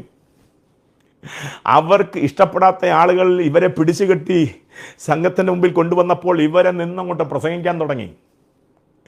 ഇത് ഞങ്ങളുടെ ശക്തി കൊണ്ടല്ല, ഇത് ഞങ്ങളുടെ കൂടെയുള്ള യേശുവിൻ്റെ ശക്തിയാണ് എന്ന് ധൈര്യത്തോടുകൂടെ പേടിയില്ലാതെ പ്രസംഗിക്കുന്നത് കണ്ടപ്പോൾ കേട്ടവരെല്ലാം ആശ്ചര്യപ്പെട്ടു. ഇനി ആശ്ചര്യപ്പെട്ടവരാരാണെന്നറിയാമോ? ആ 4-ാം അധ്യായം 5-ാം വാക്യത്തിനകത്തുണ്ട്. ആശ്ചര്യപ്പെട്ടവരുടെ ലിസ്റ്റ് എടുത്തിട്ടുണ്ട്. പ്രമാണികൾ, മൂപ്പന്മാർ, ശാസ്ത്രിമാർ, മഹാപുരോഹിതനായ ഹന്നാവും കയ്യാഫാവും, യോഹന്നാനും അലക്സണ്ടറും. നോക്കേണ്ട, ചെറിയ ആളുകളൊന്നും അല്ല, വലിയ പുള്ളികളാണ്. അവർ പത്രോസിന്റെ ആരാ? ഈ പറഞ്ഞ ആളുകൾ, ദേശത്ത് മാന്യന്മാരായ ആളുകൾ, ഉന്നതിയുള്ള ആളുകൾ, ഉന്നതന്മാരായ ആളുകൾ, എല്ലാവരും ബഹുമാനിക്കുന്ന ഈ ആളുകൾ അവരെന്തോ ചെയ്യുക? അവർ പത്രോസിന്റെയും യോഹന്നാന്റെയും ധൈര്യം കാണുകയാലും ഇവർ പഠിപ്പില്ലാത്തവരും സാമാന്യ മനുഷ്യരും എന്ന് ഗ്രഹിക്കാലും ആശ്ചര്യപ്പെട്ടു. എന്ന് പറഞ്ഞാൽ ഈ മൂപ്പന്മാരുടെയും ശാസ്ത്രിമാരുടെയും മഹാപുരോഹിതനായ ഹന്നാഫിന്റെയും കയ്യാഫാവിന്റെയും യോഹന്നാന്റെയും അലക്സാണ്ടറുടെയും മുൻപിലാണ് പഠിപ്പില്ലാത്ത സാധാരണക്കാരായ പത്രോസിനെയും യോഹന്നാനെയും ദൈവം ഒരത്ഭുതമാക്കി മാറ്റിയത്. എത്ര പേർക്ക് സന്തോഷമുണ്ട്? പഠിപ്പില്ലാത്ത ഇവരെ കൊണ്ട് ദൈവം അസാധാരണമായ കാര്യങ്ങൾ ചെയ്യിപ്പിച്ചു. കാര്യം ഇവർ വഹിക്കുന്നത് യേശുവെന്ന നാമമാണ്. ഇന്ന് ഈ സമയത്ത് പരിശുദ്ധാത്മാവ് ഒരു ദൂത് കൈമാറുകയാണ്. യേശുവെന്ന നാമം നിന്റെ കയ്യിലുണ്ടെങ്കിൽ, ആ നാമം നിന്റെ അധരങ്ങളിലുണ്ടെങ്കിൽ, ആ നാമം നിന്റെ ഉള്ളിലുണ്ടെങ്കിൽ, ഏതു സമയത്തും നിന്നെ താഴ്ത്തിയവരുടെ മുൻപിൽ, ഉന്നതന്മാരെന്ന് പറയുന്നവരുടെ മുൻപിൽ, നീ ചെറിയവനാണെന്ന് മറ്റുള്ളവർ തള്ളിക്കളഞ്ഞ് അവരുടെ മുൻപിൽ നിന്നെ ഒരു അത്ഭുതമാക്കി മാറ്റാൻ എന്റെ ദൈവത്തിന് കഴിയും. വിശ്വസിക്കുന്നോ? ഞാനിത് വിശ്വസിക്കുന്ന ആളാണ്. നിങ്ങളുടെ കഴിവുകേടുകൾ, പരിമിതികൾ തിരിച്ചറിഞ്ഞ ആളുകളുടെ മുൻപിൽ, ഞാൻ അങ്ങനെ പറയാം, നമ്മളുടെ കഴിവുകേടുകൾ, പരിമിതികൾ തിരിച്ചറിഞ്ഞ ആളുകളുടെ മുൻപിൽ, അതാ അവർ പറഞ്ഞത്, അയ്യോ ഇവർ പഠിപ്പില്ലാത്തവർ. കാരണം അവർക്കറിയാം, ഈ പത്രോസിനെ അറിയാം, യോഹന്നാനെ അറിയാം, ഇവർ പഠിപ്പില്ലാത്തവരും സാമാന്യരുമായ മനുഷ്യരാണ് എന്നവർക്കറിയാം. അങ്ങനെ അറിയാവുന്ന നിങ്ങളുടെ കഴിവുകേടുകൾ, പരിമിതികൾ തിരിച്ചറിഞ്ഞ ആളുകളുടെ മുൻപിൽ നിങ്ങളെ ഒരു വിസ്മയമാക്കി മാറ്റാൻ എന്റെ ദൈവത്തിന് കഴിയും. വിശ്വസിക്കുന്നയോ ഇതല്ലേ? സമൂഹത്തിലെ ഉന്നതന്മാരുടെ മുൻപാകെ, ഉന്നതർ എന്ന് സമൂഹം പറയുന്നവരുടെ മുൻപാകെ, സാധാരണക്കാര്, പരിമിതികളുള്ളവർ എന്ന് പറയുന്നവരുടെ മുൻപാകെ നിന്നെ ഒരു അതിശയമാക്കി മാറ്റി, നിന്നെ ഒരു വിസ്മയമാക്കി മറ്റുള്ളവരുടെ മുമ്പിൽ നിർത്താൻ എന്റെ ദൈവത്തിന് കഴിയും. വിശ്വസിക്കുന്നുണ്ടോ? അതുകൊണ്ട് ഞാൻ എൻ്റെ വാക്കുകളെ അവസാനിപ്പിക്കാം. അതുകൊണ്ട് കാര്യമെന്താ? കാരണം ഇവര് അവിടെ കൊടുത്തിട്ടുണ്ട്, ഇവരാരുടെ കൂടെ നടക്കുന്നവരാ? യേശുവിൻ്റെ കൂടെ. ഇന്ന് രാത്രി, ഈ പകൽ എൻ്റെ രണ്ട് സമയങ്ങളിലും എന്നെ കേൾക്കുന്ന ദൈവമക്കളോട്, സോഷ്യൽ മീഡിയയിലൂടെ എന്നെ കേൾക്കുന്ന ദൈവമക്കളോട് പരിശുദ്ധാത്മാവിൽ ഞാൻ പറയട്ടെ, ദൈവവചനത്തിൻ്റെ പിൻപിലെ അധികാരത്തെ തിരിച്ചറിഞ്ഞ് ആ വചനത്തോട് പ്രതികരിച്ചോ, ഏതു സമയത്തും നിനക്ക് പ്രതീക്ഷിക്കാം ഒരു അത്ഭുതം. യേശുവെന്ന നാമത്തെ മറ്റെന്തിനേക്കാളും വലുതായിട്ട് നീ കാണ്, അതിനെ കരങ്ങൾ പിടിക്കുക, അതിനെ ഉപയോഗിക്ക്. ഏതു സമയത്തും ഒരു അത്ഭുതം നിനക്ക് പ്രതീക്ഷിക്കാം. ആ നാമത്തെ ഉപയോഗിക്ക്. വെള്ളിയും പൊന്നും, ആ ശിഷ്യന്മാർ അവരുടെ കയ്യിൽ ഒന്നും വേറൊന്നുമില്ല, അവർ പറഞ്ഞൊരു വാക്കാണ് എനിക്കിഷ്ടപ്പെട്ടു, വെള്ളിയും പൊന്നും ഞങ്ങൾക്കില്ല, ഞങ്ങൾക്കൊന്നുണ്ട്, നസറനായ യേശുവിൻ്റെ നാമം. ഇന്ന് ഈ 21-ാം നൂറ്റാണ്ടിൽ നമുക്ക് തിരിച്ചു പറയാൻ പറ്റും, വെള്ളിയും പൊന്നും ഞങ്ങളുടെ കയ്യിലുണ്ട്, യേശു എന്ന നാമം ഞങ്ങളുടെ കയ്യിലില്ല. അത് ഞങ്ങൾ പാട്ട് പാടുമ്പോൾ മാത്രമാണ്, അത് ഞങ്ങൾ പ്രസംഗിക്കുമ്പോൾ മാത്രമാണ്, അത് ആവശ്യത്തിന് ഞങ്ങളുടെ കയ്യിൽ ഇല്ല. ഞങ്ങളുടെ കയ്യിൽ അന്തരം പണമുണ്ട്, മെഡിക്കൽ ഫീൽഡുണ്ട്, മറ്റു പശ്ചാത്തലങ്ങളുണ്ട്, എല്ലാം ഉണ്ട്. പക്ഷെ ഞങ്ങളുടെ കയ്യിൽ ആരില്ല? യേശുവില്ല. അതുകൊണ്ട് ഞങ്ങളുടെ കയ്യിൽ വിടുതലുമില്ല. എന്നാൽ തിരിച്ചു പറ, വെള്ളിയും പൊന്നും ഞങ്ങൾക്കില്ല, അത് ഞങ്ങൾ വലുതായി കാണുന്നില്ല. ഞങ്ങൾക്ക് വലുതായുള്ളത് യേശുവെന്ന നാമമാണ്. ആ നാമത്തിൽ നീ എഴുന്നേൽക്ക്. ദൈവത്തിലെ നിന്റെ അടുക്കൽ ബലഹീനനായിരിക്കുന്നവനോട് പറ, സാരമില്ല, യേശുവെന്ന നാമത്തിൽ നിനക്ക് വിടുതലുണ്ടാകും, യേശുവെന്ന നാമത്തിൽ ദൈവം നിന്നെ സൗഖ്യമാകും, യേശുവിന്റെ നാമത്തിൽ നീ അനുഗ്രഹിക്കപ്പെടും. പറ, ഉപയോഗിക്കുക യേശുവിന്റെ നാമത്തെ. 121-ാം സങ്കീർത്തനത്തിനകത്ത് അങ്ങനെയല്ലേ തമ്മിൽ ചെയ്തത്? ഞാൻ എൻ്റെ കണ്ണ് പർവ്വതങ്ങളിലേക്ക് ഉയർത്തുന്നു, എനിക്ക് സഹായം എവിടെ നിന്ന് വരും? എൻ്റെ സഹായം ആകാശത്തെയും ഭൂമിയും ഉണ്ടാക്കി യഹോവയിൽ നിന്ന് വരുന്നു. ഒരു മനുഷ്യൻ അവൻ്റെ വിശ്വാസം പ്രഖ്യാപിച്ചപ്പോൾ, അവൻ്റെ ഭാരങ്ങളുടെയും പ്രയാസങ്ങളുടെയും നടുവിൽ, അവൻ്റെ ക്ഷീണത്തിൻ്റെ നടുവിൽ അവനവൻ്റെ വിശ്വാസത്തെ പ്രഖ്യാപിച്ചപ്പോൾ അടുത്ത് നിൽക്കുന്നവൻ പറയുകയാണ്, അങ്ങനെയാണെങ്കിൽ നീ ആശ്രയിച്ച ദൈവത്തിലാണെങ്കിൽ ആ ദൈവം നിന്നെ, അവിടാണ് ഞാൻ എൻ്റെ കണ്ണ് പർവ്വതങ്ങളിലേക്ക് വരുന്നു, എനിക്ക് സഹായം എവിടെ നിന്ന് വരും? എൻ്റെ സഹായം ആകാശത്തെയും ഭൂമിയും ഉണ്ടാക്കി യഹോവയിൽ നിന്ന് വരുന്നു പറഞ്ഞപ്പോൾ അടുത്ത് നിൽക്കുന്നവൻ പറയാണ്, അങ്ങനെയാണെങ്കിൽ നിന്റെ കാൽ വഴുതുവാൻ അവൻ സമ്മതിക്കുകയില്ല, നിന്നെ കാക്കുന്നവൻ മയങ്ങുകയില്ല, ഇസ്രായേലിന്റെ പരിപാലകൻ അവൻ മയങ്ങുകയില്ല, ഉറങ്ങുകയില്ല. യഹോവ നിന്റെ പരിപാലകൻ, അവൻ നിന്റെ വലതുഭാഗത്ത് നിനക്ക് തണൽ. പകൽ സൂര്യനെങ്കിലും രാത്രി ചന്ദ്രനെങ്കിലും ഒരു ദോഷവും തട്ടാതെ വണ്ണം യഹോവ നിന്നെ പരിപാലിക്കും. കണ്ടോ? നിന്റെ വശത്ത് 1000 പേരും വലതുഭാഗത്ത് 10,000 പേരും വീണിട്ട് എങ്കിലും അവൻ നിന്നോട് കണ്ടോ? അവനെ ബലപ്പെടുത്തുകയാണ്. ആ നാമത്തെ അറിയാവുന്നവൻ തമ്മിൽ ബലപ്പെടുത്തും, ആ നാമത്തെ ഉപയോഗിക്കും. 3-ാമത്തെ ഭാഗത്ത് യേശുവിൻ്റെ കൂടെ നടക്ക്. മറ്റുള്ളവരെ കൊണ്ട് നിന്നെ ഒരു അത്ഭുതമാക്കി മാറ്റാൻ, നീ ഒരു അത്ഭുതമാണെന്ന് പറയാൻ, നിന്നെ കണ്ട് മറ്റുള്ളവർ വിസ്മയിക്കാൻ ഒറ്റ മാർഗമേ ഉള്ളൂ. 3-ാമത്തെ മാർഗം, യേശുവിൻ്റെ കൂടെ നടക്ക്. യേശുവിൻ്റെ കൂടെ നടക്ക്. യേശുവിൻ്റെ കൂടെ നടക്ക്. അവൻ്റെ സ്വഭാവത്തോടെ ഏകീഭവിക്ക്. അവൻ്റെ സ്വഭാവത്തോടെ ഏകീഭവിക്കാത്തവൻ അവൻ്റെ കൂടെ നടക്കാൻ പറ്റില്ല. പകയും പിണക്കവും കോപവും ക്രോധവും ശാഠ്യവും മത്സരവും ദ്വന്ദ്വപക്ഷവും അസൂയയും വെറുക്കൂത്തും വിഗ്രഹാരാധനയും ഒക്കെ വെച്ചോണ്ട് നമുക്ക് യേശുവിൻ്റെ കൂടെ നടക്കാൻ പറ്റില്ല. ലോകത്തിന്റെ സ്വഭാവങ്ങളോട് നമ്മൾ ഏകീഭവിച്ചിട്ട് നമുക്ക് യേശുവിനോട് കൂടെ നടക്കാൻ പറ്റില്ല. ഓണവും സംക്രാന്തിയും ക്രിസ്മസും എല്ലാ ആഘോഷങ്ങളും, ലോകത്തിലുള്ള എല്ലാ ആഘോഷങ്ങളുടെ പുറകെ പോയിട്ട് എല്ലാ പരിപാടിക്കും കൂട്ടി നിന്നിട്ട് വന്ന് പാടിയാൽ യേശു കൂടെ വരത്തില്ല. അതെല്ലാം മാറ്റിക്കളഞ്ഞ് യേശുവിന് ഇഷ്ടമുള്ളത് ചെയ്യ്, ദൈവത്തിന് പ്രസാദമുള്ളത് ചെയ്യ്, യേശുവിന്റെ കൂടെ നടക്ക്. യേശുവിന്റെ കൂടെ നടന്നാൽ ഉന്നതന്മാരുടെ മുൻപിൽ നിന്നെ ഒരു അത്ഭുത വിഷയമാക്കി മാറ്റും. എല്ലാ കണ്ണുകളും അടച്ചാട്ടെ. യേശുവിൻ്റെ നാമത്തിൽ ഈ കേട്ട വചനത്തിന് മുൻപിൽ സമർപ്പിക്കുന്ന എത്ര പേരുണ്ട്? ഞാൻ നിങ്ങൾക്ക് വേണ്ടി പ്രാർത്ഥിക്കാൻ പോവുകയാണ്. ഒരു വാക്ക് ഞാൻ നിങ്ങൾക്ക് വേണ്ടി പ്രാർത്ഥിക്കാൻ എനിക്ക് നിയോഗമുണ്ട്. ഭാരപ്പെടേണ്ട കാര്യമില്ല. സാധ്യതകൾ നഷ്ടപ്പെടുമ്പോൾ പ്രതീക്ഷിക്കാൻ ഒരു വകയുമില്ലെങ്കിലും ആരാധിക്കുന്ന യേശുവിനെ പിൻപറ്റുന്ന ദൈവമക്കൾ ഭാരപ്പെടരുത്. ജോലി പോകും, ഭാരപ്പെടരുത്. നിന്റെ ചുറ്റുപാടും പ്രശ്നങ്ങളുണ്ടാകും, ഭാരപ്പെടരുത്. നിനക്ക് വേണ്ടി അത്ഭുതം ചെയ്യാൻ എൻ്റെ ദൈവമുണ്ട്. നിന്നെ സഹായിക്കാൻ എൻ്റെ ദൈവമുണ്ട്. നിന്റെ കഴിവുകേടുകളെ അറിഞ്ഞ് അതേ കഴിവുള്ളവരുടെ മുൻപിൽ നിന്നെ ഉയർത്താൻ ഒരു ദൈവമുണ്ട്. എത്ര പേർക്ക് പ്രാർത്ഥന ആവശ്യമുണ്ട്? നിങ്ങളായിരിക്കുന്നിടങ്ങളിൽ എനിക്ക് നിങ്ങളെ കാണാൻ കഴിയില്ലെങ്കിലും ആലല്ലി എൻ്റെ കർത്താവ് നിങ്ങളെ കണ്ടുകൊണ്ടിരിക്കുകയാണ്. അവൻ കണ്ടു, അവൻ നിന്നോട് സംസാരിക്കുകയാണ്. വചനത്തോട് പ്രതികരിക്കുക. പരിശുദ്ധ പിതാവേ, ഈ വചന കേൾവിയിൽ ശ്രദ്ധയോടെ കേട്ട് അത് വിശ്വസിച്ച് ഏറ്റെടുത്ത നിൻ്റെ മക്കൾക്കായി പ്രാർത്ഥിക്കുന്നു. തുടർന്നും ഇത് കേട്ടുകൊണ്ട് ഇത് വിശ്വസിക്കുന്ന എല്ലാവർക്കുമായി ഞാൻ പ്രാർത്ഥിക്കുന്നു. അവരെ ദൈവത്തിൻ്റെ കരങ്ങളിലേക്ക് എലിച്ച് പ്രാർത്ഥിക്കുന്നു. ഈ കേട്ട വചനം പോലെ കർത്താവെ മറ്റുള്ള മുൻപിൽ ഒരു വിസ്മയമാക്കി, ഒരത്ഭുത വിഷയമാക്കി, കർത്താവെ അവഗണിക്കാൻ കഴിയാത്ത ഒരു ദൈവപ്രവർത്തിയിലേക്ക് കൊണ്ടുവരുവാൻ തക്കവണ്ണം ദൈവത്തിൻ്റെ കരം അവർക്ക് അനുകൂലമായി വെളിപ്പെടണമേ. കർത്താവെ, ഈ വചനത്തിൻ്റെ ശക്തി അവരുടെ മേലേക്ക് കുടുംബത്തിന് മേൽ വ്യാപരിക്കണമേ. അവരുടെ കുടുംബത്തിന്, കുഞ്ഞുങ്ങളുടെ മേൽ വ്യാപരിക്കണമേ. അവരുടെ ഭാവിയുടെ മേൽ വ്യാപരിക്കണമേ കർത്താവെ. അവരുടെ ശരീരത്തിന് മേൽ വ്യാപരിക്കണമേ. രോഗബന്ധനങ്ങളെ അഴിക്കണമേ കർത്താവെ. ആ പിശാചിൻ്റെ പ്രവർത്തികളെ അഴിപ്പാൻ വെളിപ്പെട്ട യേശു കർത്താവിൻ്റെ നാമത്തിൽ ആ രോഗബന്ധനങ്ങളെ ഞാൻ അഴിച്ചു കളയാണ്. അസ്ഥികളുടെ മേലും ഞാടിഞ്ഞരമ്പുകളുടെ മേലും രക്തധമനികളുടെ മേലും ത്വക്കിന്റെ മേലും വ്യാപരിക്കുന്ന എല്ലാ രോഗശക്തികൾ യേശുവിന്റെ അധികാരത്തിൽ ആ നാമത്തിന്റെ ശക്തിയിൽ ഉരുകിപ്പോകട്ടെ. തീങ്കൽ മെഴുകുരുകിപ്പോകുന്ന പോലെ, ചൂടിങ്കൽ മഞ്ഞുരുകിപ്പോകുന്ന പോലെ ആ രോഗബന്ധനങ്ങളെല്ലാം ഉരുകിപ്പോകട്ടെ. ക്യാൻസർ ഉരുകിപ്പോകട്ടെ യേശുവിന്റെ നാമത്തിൽ. ഏതു നാമമാണോ രോഗനാമം, ആ നാമത്തെക്കാൾ വലിയ നാമമായ യേശുവിന്റെ നാമത്തിൽ ആ രോഗനാമ ശക്തികളെ ശാസിക്കുകയാണ്. ആ ശരീരം വിട്ട് പുറത്തു പോകാൻ കൽപ്പിക്കുന്നു കർത്താവേ. യേശു കർത്താവിന്റെ നാമത്തിൽ നിങ്ങൾ അനുഗ്രഹിക്കപ്പെടും. നിങ്ങളുടെ കുടുംബം അനുഗ്രഹിക്കപ്പെടും. നിങ്ങളുടെ കുഞ്ഞുങ്ങൾ അനുഗ്രഹിക്കപ്പെടും. അവരുടെ ഭാവി അനുഗ്രഹിക്കപ്പെടും. അവരുടെ നന്മ നിങ്ങൾ അനുഭവിക്കും. ഈ ദിവസങ്ങളിൽ വലിയ അത്ഭുതങ്ങൾ നിങ്ങളുടെ വീട്ടിൽ വെളിപ്പെടും യേശുവിന്റെ നാമത്തിൽ. അങ്ങനെ സംഭവിച്ചിരിക്കാൻ സ്തോത്രം ചെയ്യുന്നു. മുഴുവൻ മഹത്വം യേശു കർത്താവിന് മാത്രം അർപ്പിച്ച് അടിയനെ താഴ്ത്തുന്നു. പ്രാർത്ഥന കേട്ടതിനായി സ്തോത്രം. യേശു കർത്താവിൻ നാമത്തിൽ തന്നെ. ആമേൻ, ആമേൻ, ആമേൻ. Thank U.